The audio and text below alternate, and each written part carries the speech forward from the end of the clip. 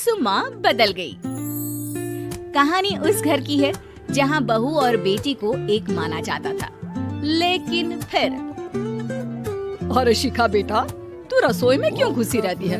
जा, रोटी मैं बना लूंगी। नहीं नहीं माँ जी, आप बैठिए, बस सारा खाना बन ही गया है। श्वेता को बोल देती हूँ, वो खाना लगा देगी सबका। सॉरी भाभी, मेरे पास वक्त नहीं है। माँ, मुझे पैसे देना, पार्लर जाना है। हाँ हाँ चली जाना, भाभी को भी ले जाना।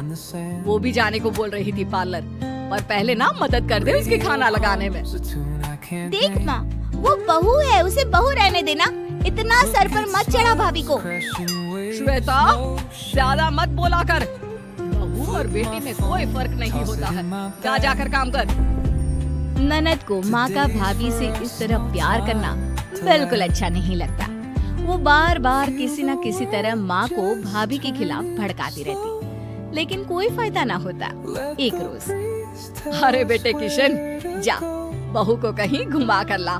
सारा दिन घर में काम करती रहती है। हाँ हाँ माँ, हम लोग जा रहे हैं ना गोवा। अच्छा जी, भाभी ने तो हमें बताया भी नहीं।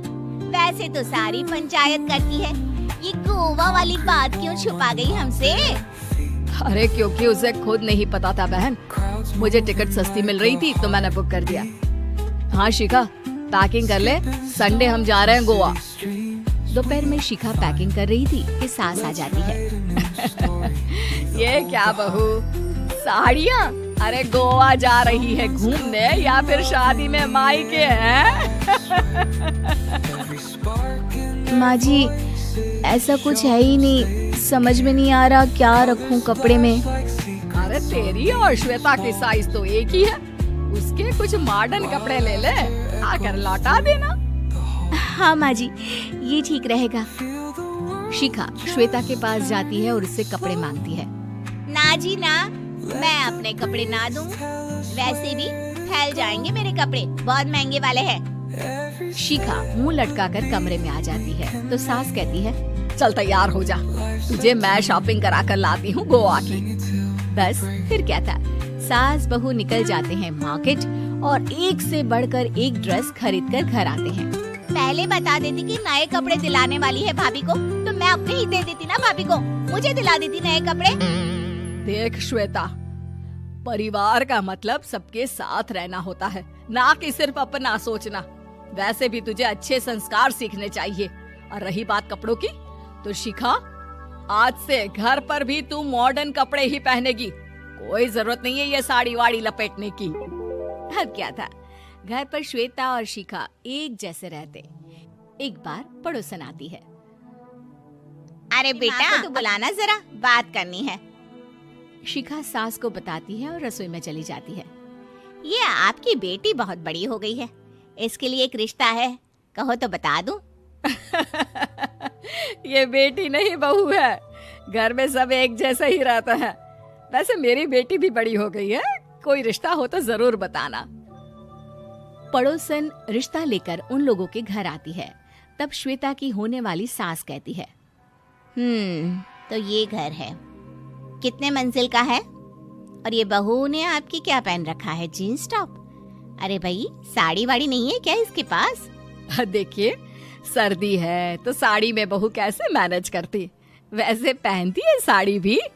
देखिए, हम लोग ठहरे पैसे वाले लोग, कोई कमी नहीं है हम लोगों के पास पैसों की, बहुत पैसे हैं, जमीन, नौकर चाकर, कार, सब कुछ है, लेकिन घर में संस्कारी बहू चाहिए।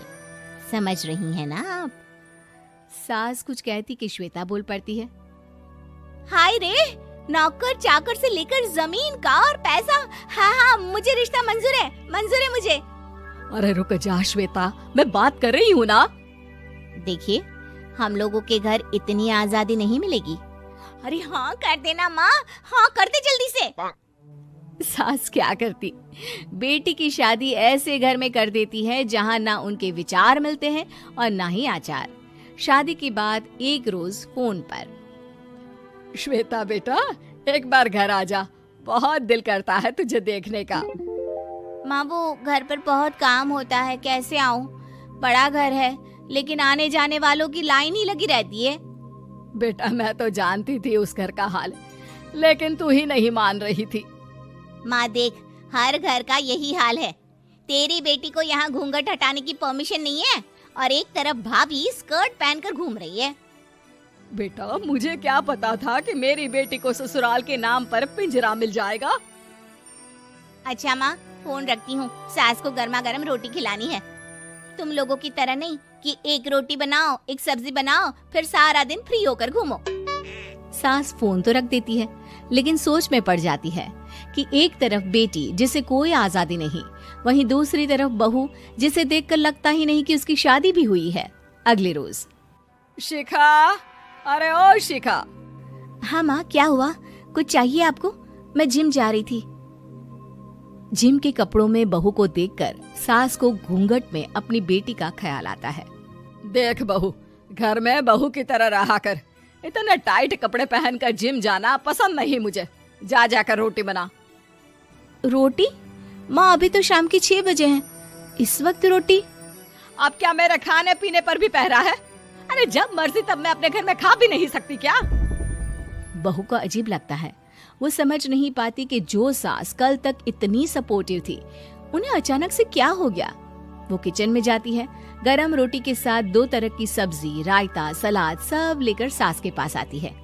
माँ जी, खाना। इतना सारा खाना? राक्षस समझा है क्या मुझे? रोटी मांगी थी मैंने गर्मा गर्म बस।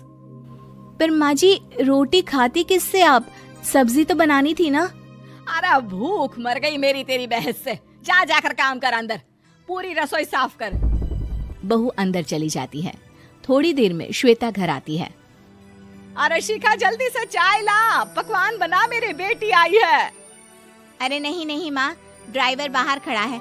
मैं तो घर का कोई सामान खरीदने के बहाने यहाँ आ गई हूँ, मुझे जाना होगा। अरे बेटा, पर कितने दिनों बाद देख रही हूँ तुझे। रहने आ जाना 2-4 दिन के लिए। आ जाऊंगी माँ, जब मेरी सास मरेगी तब। मैं तो रोज मन्नत मानती हूँ कि मेरी सास मर जाए तो अच्छा है। अच्छा चल, जा रही हूँ माँ। हे भगवान, कैसे कैसे दिन देखने पड़ रहे हैं मेरी बेटी को।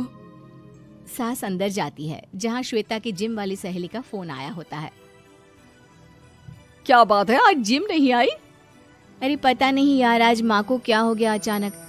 पर खैर कोई नहीं, लगता नहीं कि मैं अब जिम आ पाऊंगी। शिखा स्पीकर पर बात कर रही थी, जिसे सास सुन रही थी। यार, ये सास ना होती ही ऐसी है। मैं तो कहती हूँ बुढ़िया जल्दी मरे और तू आराम से जिए। शिखा को सहेली की बात पर गुस्सा आ जाता है। माँ के मरने की कौन सा बच्चा दुआ मांगता है मोहिनी? आगे से ऐसी बात मेरे सामने मत करना। हमारे घर की शोभा ही माँ है। क्या हुआ जो थोड़ी सख्ती दिखा रही है? उसमें भी कोई ना कोई उनकी भलाई ही होगी। मैं तो कहती हूँ भगवान मेरे जैसी सास सबको दे, जो सिर्फ माँ की तरह है। सास वाली तो कोई बात ही नहीं है उनमें। सास ये बात सुन रही थी। उनकी आंख में आंसू आ जाते हैं कि क्यों वो बेटी की किस्मत में बहू को भी भागीदार बना रही थी। शिखा, अरे ओ शिखा, क्या हो गया? जिम नहीं जाना क्या?